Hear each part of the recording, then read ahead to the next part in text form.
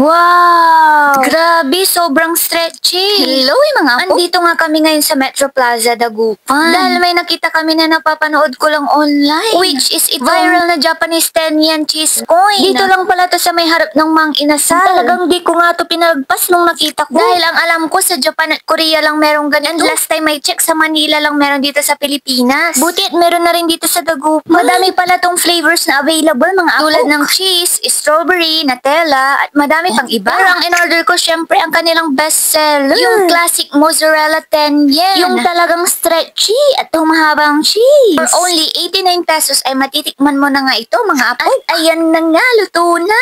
Mabilis nga lang ito maluto, mga apo. Tsaka hindi sila nag-i-stop. Hindi sila nagluluto kung hindi ka umorder. Kaya naman sure na laging freshly cooked dito. Tignan mo naman yan, mga apo. Malaki na siya. Ito na nga, moment of truth. Tignan natin kung talagang legit siya. At totoo nga, mga apo. Kita nyo naman yan, walang cut yan, ha? Super stretchy talaga. Napakasarap nga nito, mga apo. Lalo na habang mainit pa. Talagang masisimot mo siya every bite. Kaya naman daan na rin kayo dito kung gusto nyo ng ganito. Sige, sirin bay lapok.